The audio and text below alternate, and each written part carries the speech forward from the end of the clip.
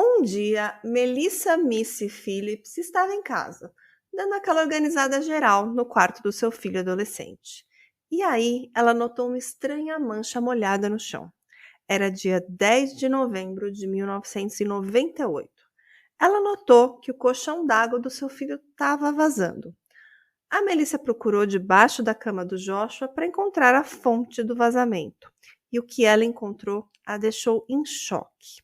Ela descobriu dedos humanos saindo debaixo da cama do seu filho, Joshua. Esse é o Drink com Crime, eu sou a sua host, Carla Moraes. E eu sou a Juliana de Viziers. E esse é um canal que contamos casos de crimes reais, mistérios, curiosidades, sempre acompanhado de bons drinks. E aí, Ju, tudo bom? Tudo ótimo. Então vamos lá para mais um caso misterioso. Eu acho que esse é um caso, Ju, que os ouvintes talvez já até tenham ouvido falar, não é um caso muito desconhecido, mas eu vou falar para a galera ficar até o final, que tem uma atualização interessante, recente, e vai ter uma discussão que eu acho que vale a pena acompanhar, mesmo para quem já conhece o caso. Você já conhecia, Ju? Olha, eu tenho uma vaga lembrança. Quando você falou dos dedos, assim, isso me remete a algum caso, mas eu não lembro os detalhes dele, então vai ser super interessante ouvir você contar esse caso hoje. Beleza. Bom, então vamos continuar, né? Bom, a Melissa encontrou dedos humanos saindo debaixo da cama do seu filho Joshua. E a Melissa quase imediatamente entendeu o que estava acontecendo. Ela havia acabado de encontrar um corpo. E naquele mesmo momento, a primeira pessoa que veio à sua mente foi a sua vizinha. A vizinha que ainda tinha esperança de encontrar a sua filha desaparecida. Mas a Melissa percebeu que naquele momento já não havia mais esperança, porque ali jazia o corpo decomposto de uma garotinha de apenas 8 anos de idade. E o Joshua Phillips, o filho da Melissa, era um garoto de 14 anos e tinha muita coisa para explicar.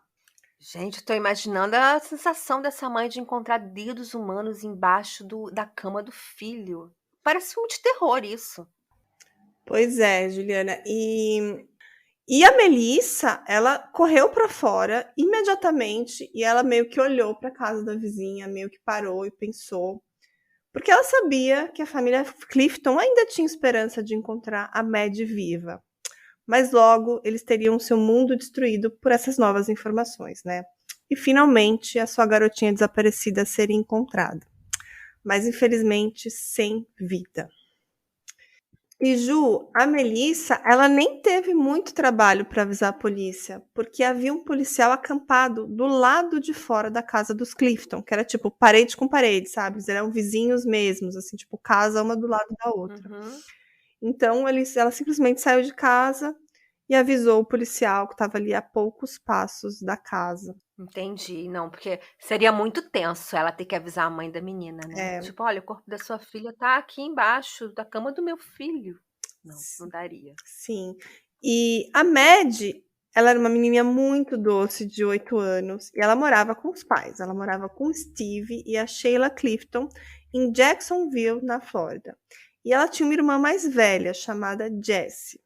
E os pais da Mad muitas vezes permitiam seus filhos andar livremente, brincar ali na região, brincar no bairro, porque achavam que era um lugar seguro. Então era normal que tanto a Mad quanto a irmã Jessie saíssem para brincar com as crianças da vizinhança.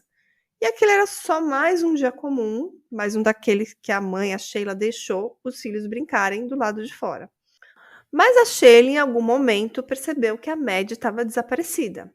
Ela andou pela vizinhança, saiu batendo de porta em porta, perguntando aos amigos da Mad se tinham a visto, mas ninguém tinha visto a garotinha. Então a Sheila imediatamente chamou a polícia. Enquanto isso, o pai da Mad chegou meio daquele caos ali, daquela terrível tragédia, né, daquele desaparecimento, e começou a reunir todos os vizinhos e começou ali uma busca imediatamente. E a polícia chegou e começou a fazer toda a verificação. Tinham voluntários, tinham policiais na floresta que tinha ali na região, e até mesmo em lixeiras eles procuraram. A família da Mad fez panfletos, colocou por todo o bairro, colocando as informações, e até mesmo uma recompensa de $50.000 foi prometida para quem trouxesse informações úteis sobre o desaparecimento da Mad. Mas até aquele momento, ninguém imaginava que ela estaria tão perto, né? Quem teria levado a pequena Mad, né? Naquele momento tinha um suspeito, que era um dos vizinhos da Mad, que era um homem já adulto, que já tinha sido acusado de agressão 20 anos antes. Mas esse homem ele tinha um álibi e depois de muita investigação ele foi inocentado de qualquer suspeita. Ela ficou quanto tempo desaparecida? Ela ficou desaparecida por 7 dias, Ju. Ah, tá. E na época, até mesmo o FBI se juntou às buscas, tentando encontrar pistas, mas eles chegaram num beco sem saída. Parecia assim que ela tinha desaparecido no ar, né? Até que a busca continuou, até que a polícia recebeu essa informação da mãe do Joshua. E assim que o policial falou com a Melissa, com a mãe do Joshua, ele foi direto para o quarto do garoto e lá ele descobriu esses dedos humanos saindo debaixo da cama. E naquele mesmo momento ele já percebeu que aqueles dedos provavelmente eram da pequena Mad. E o corpo da Mad estava enfiado debaixo da cama do Joshua o tempo todo. Por todos esses 7 dias que eles estavam procurando por ela, Ju. Não começou a feder, não? Não entrou em decomposição? Sim, Juliana. Inclusive, quando os policiais chegaram lá, tinham várias coisas para tentar disfarçar, sabe? Tipo, tinha incenso, tinha aqueles purificadores de ar. Ele tinha colocado várias coisas, porque já devia estar uma situação complicada, né? Pois é. Tudo bem que em quarto de adolescente é um caos, né? Eu tenho uma adolescente em casa, eu posso encontrar tudo lá, mas um corpo vai feder muito, Com né? certeza. E a autópsia revelou que a Mad foi atingida 3 vezes na cabeça com um taco de beisebol. E a garganta da garotinha também foi cortada e ela também foi esfaqueada mais de 7 vezes no peito, Ju. Caramba, quanto ódio! E o pior, Ju, ela tava sem calcinha. Caramba! Mas assim, as investigações indicaram que não tinha evidência de agressão sexual. Mas é muito estranho ela estar sem calcinha, né? Ah, com certeza. E lá no local do crime, a polícia também encontrou o taco de beisebol, que foi usado para acertar a Mad. Ele estava escondido atrás da cômoda do Joshua. Eles também acharam uma faca escondida no quarto dele. Bom, e na cena do crime, era muito claro que o Joshua estava tentando encobrir o crime a todo custo. Como eu falei, ele tinha colocado várias coisas para disfarçar o cheiro. Inclusive, no momento que a polícia chegou lá, tinha um incenso queimando, assim, tipo, bem assim para disfarçar o cheiro da decomposição, né, Ju? Pô, mas haja incenso, né? Com certeza. Cheiro de decomposição, nossa. E quando a polícia chegou lá, o Joshua não estava em casa, ele estava na escola. E a polícia foi até a escola dele para prender. Ô, Carla, quantos anos tinha o Joshua mesmo? 14 anos, Ju. Acho que ele devia estar ali no ensino médio, né? Lá nos Estados Unidos é no high school, né? Imagina a situação da polícia entrar numa escola e prender um menino de 14 anos. Bem tenso. A polícia entrevistou o Joshua e ele imediatamente confessou que ele tinha matado a Mad e ele descreveu aquele assassinato ali com detalhes para a polícia. Mas para mim, Ju, o mais absurdo foi a explicação do motivo do crime. Tô bem curiosa. A explicação que o Joshua deu foi que ele disse que ele estava sozinho em casa quando a Mad apareceu e ela convidou ele para brincar. Mas ele disse que ele não podia receber os amigos quando os pais não estavam por perto, porque o seu pai era muito rigoroso com essa regra. E ele não gostava quando o Joshua saía com garotas mais novas que ele. Essa foi a explicação. Mas, no entanto, o Joshua, então, deu boas-vindas para a Mad e brincou com ela. Eles teriam jogado beisebol no quintal. E ele teria atingido acidentalmente no olho da Mad com uma bola. E que ela teria começado a sangrar e chorar muito alto. E que nesse momento o Joshua então levou a Mad para dentro da casa e tentou acalmá-la, mas ela teria continuado gritando e o Joshua entrou em pânico. E ele sabia que o pai voltaria para casa a qualquer minuto, que ficaria muito bravo com o Joshua por ter deixado a Mad entrar na casa sem sua permissão. Então ele pegou um taco de beisebol e bateu na cabeça dela para silenciá-la. Caramba! Então, para não levar bronca do pai, ele matou a amiga. Tipo, não faz muito sentido. Ele podia ter só levado a Mad para casa da mãe dela e falar, ela se acidentou, se machucou, e aí talvez o pai dele nem ficaria sabendo. É uma explicação um pouco esdrúxula, na minha opinião, né? Eu realmente não acredito nessa dinâmica, né? E tem várias coisas que contradizem que provavelmente não foi isso que aconteceu. Mas o mais Não bizarro é deve. que assim, beleza, a menina tava chorando porque machucou o olho, eu taquei um taco de beisebol na cabeça dela, ela desfaleceu, então ele resolveu esconder o corpo dela debaixo da cama, debaixo do colchão d'água. Caramba! Não, e um garoto de 14 anos já tem maturidade suficiente pra saber que não dá certo esconder um corpo embaixo da cama, né? Que uma hora vai ser pego. Pois é. E, bom, ele escondeu a menininha, que ela era uma menininha pequenininha, de 8 anos ali debaixo, e de repente parece que o pai do Joshua voltou para casa. Só que a Mad estava viva ainda. Ela estava gemendo de dor e fazendo barulho. E aí o que o Joshua fez? Ele tirou ela debaixo da cama, esfaqueou ela no peito várias vezes antes de esconder o corpo novamente. Caramba! Que isso, gente? Tô chocada. Pois é. E o Joshua ainda dormiu várias noites na sua cama, em cima do cadáver da Mad, até que aquele dia, depois de 7 dias, a mãe descobriu tudo. E como eu já falei, a versão dos eventos do Joshua não fazia o menor sentido para os investigadores. E para começar, o fato da Mad ter sido encontrada sem o seu short, sem sua calcinha também, o que é bem estranho, né? Ah, com certeza. E ele alegou que os shorts e a calcinha foram retirados quando ele estava arrastando ela para dentro da casa, quando ele estava no quintal, mas essa explicação não parece plausível, né, Ju? Não, nem um pouquinho. Impossível. E outra coisa, né? Ele fala da história da bola de beisebol no olho dela. E na autópsia não tinha nenhuma evidência assim que confirmava que tipo o olho dela estava sangrando, sabe? Também não tinha, assim, sujeira no corpo da Mad, por exemplo, a história que ele tinha arrastado ela do quintal para dentro. Não tinha, assim, sujeira, grama, coisa do chão, assim, sabe? Parecia que ela tinha entrado na casa, assim, tipo, ele convidou e algo aconteceu lá dentro, sabe? Entendi. Porque teria um hematoma, né? Uma bolada no olho daria um hematoma. Sim, e de acordo com a teoria dele, teria que ter sangue também lá no quintal, né? Mas, Verdade. mas pelo que eles investigaram, só tinha no quarto do garoto. Provavelmente teria uma bola de beisebol ensanguentada. Sim, claro. E aí, esse caso é muito polêmico, que eu quero trazer esse assunto para discussão aqui, Ju, porque quando se fala muito nesse caso, eles falam que o Joshua ele tinha algumas questões assim de comportamento. Mas uma que mais se fala é que era o fato do Joshua ser viciado em pornografia. E Hum. minutos antes dele matar a Mad, ele estava olhando conteúdo adulto num site de pornografia e era um conteúdo muito violento. Ah, entendi. Então não era só pornografia, era um BDSM. Eu não sei exatamente, eu não cheguei a procurar, mas assim, o que falam é que esse vício em pornografia e essa pornografia mais violenta pode ter influenciado ele a matar a Mad pra, sei lá, alguma coisa das fantasias doentias da cabeça dele, sabe? Ah, mas eu fico imaginando que ele já tinha distúrbios mentais para fazer isso, porque quantos garotos de 14 anos não são viciados em pornografia? Não saem Realmente. por aí matando as amigas. É verdade. Mas assim, o que falam quando esse fato de tipo ele tá minutos antes olhando isso e depois acontecer essa situação, que meio que parecia que o caso era premeditado, do tipo assim, eu tô vendo um vídeo, esse vídeo despertou alguma coisa na minha mente, apareceu uma menininha e vou fazer isso, né? Ainda tem outra coisa. Quando os investigadores chegaram lá na cena do crime, a mãozinha da Mad estava ainda segurando na estrutura da cama, sabe?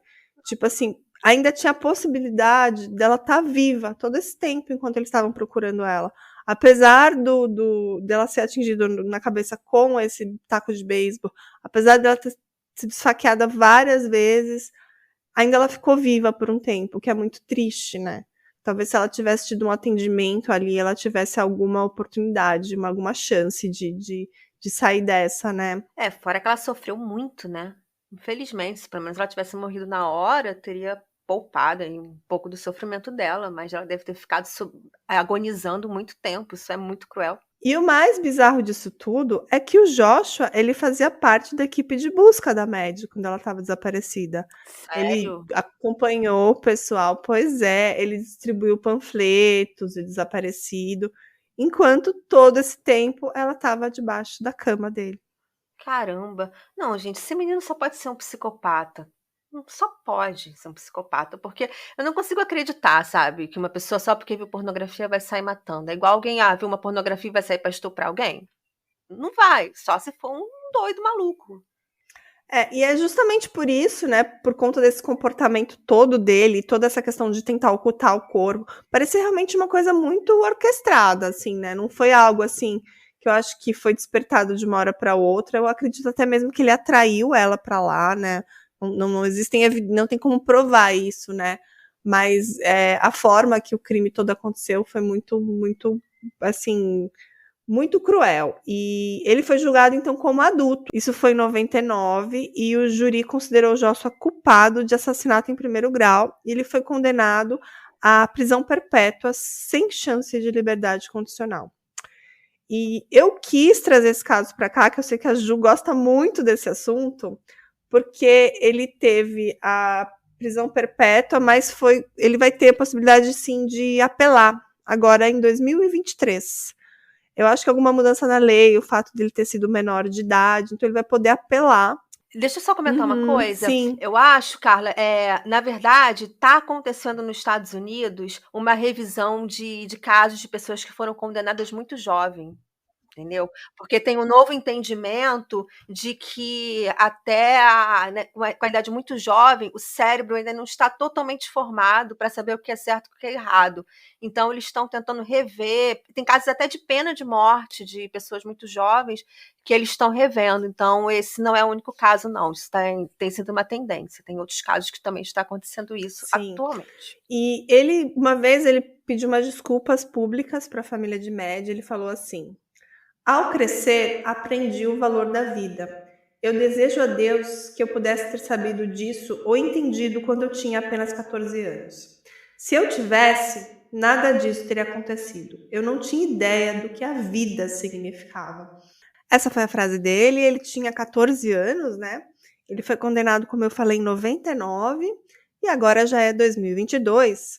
E ele passou bem mais da metade da sua vida e da sua vida adulta na prisão, né? Porque ele tinha 14 anos e ele já está preso há 23 anos. Então ele tem quase 38 anos agora. E eu achei um comentário na internet sobre esse caso, né? Por isso que eu quis trazer para vocês, né? Li muita coisa sobre o caso, que muitas pessoas criticam o fato dele ter sido condenado muito jovem, ter levado essa pena muito pesada, e criticam os pais da criança e até mesmo a sociedade por permitir ele ter esse comportamento, assim, tipo, de ter acesso à pornografia, acesso a coisas violentas, de tipo assim, o adulto responsável não estava lá no momento e também não estava vigiando, né, o que ele acessava, assim, pela internet, sabe? Olha, eu até entendo esse argumento, mas ao mesmo tempo, eu acho muito complicado evitar que um adolescente veja Sim. pornografia. Se ele não vê na própria casa, ele vai ver na casa do amigo, ele vai dar um jeito, mas porque adolescente vê pornografia. A Sim. maioria, pelo menos. Ó, eu vou ler o comentário aqui para você falar, João. Os pais deveriam ter consciência e deveriam ser aqueles que comandam a internet. E na época, os pais permitiam que a pornografia fosse acessível a essa criança. E a pornografia é como metanfetamina. Ela destrói as pessoas de dentro para fora. Não importa a idade. E precisa visto pelo poder destruidor que ela tem. O menino precisa sim ser responsabilizado, mas a nossa sociedade também. Eu acho, assim, como você falou, é complicado, porque o celular, o acesso a esse tipo de material é muito fácil, realmente, mas, assim, tem um lance do tipo assim, nossa, pornografia é uma metanfetamina, é uma droga. Eu acho que tem um lance que, tipo, a galera criminaliza muito isso para tentar, talvez, encontrar um culpado, né, Ju? Exatamente, exatamente. É igual quando coloca a culpa nos jogos, né? Eu adoro videogame, gosto muito de videogame, eu fico muito irritada quando eu vejo as pessoas falando, foi por causa do videogame. Gente, não é. Não é. A pessoa já tem que ter um distúrbio mental para fazer um crime tão violento. E assim, eu vejo que nos Estados Unidos, esse caso especificamente, tem uma corrente muito forte que luta pela liberação do Joshua, que acha que ele já pagou sua pena, ou que ele já se redimiu, ou que ele já não é mais aquele garoto. Mas, assim, realmente é muito complicado você imaginar colocar um garoto como esse, que agora já é um adulto, né, de quase 40 anos, 38 anos, ser integrado na sociedade com esse passado, né? É muito complicado, né? Pois é. Eu acho que se ele for colocado em liberdade, ele tem que ser monitorado de alguma forma. Mais ou menos como fazem na Inglaterra, com aqueles 2 meninos. O garotinho era o James Bulger e os garotos eram John Venables e o Robert Thompson. Esse caso é bem famoso. Eles realmente eles foram libertados, inclusive eles receberam novas identidades, né? Sim, mas eles são monitorados. Tanto que um deles voltou a ser preso, acho que justamente porque acho que viu uma pornografia. Ele descumpriu alguma norma e foi preso novamente.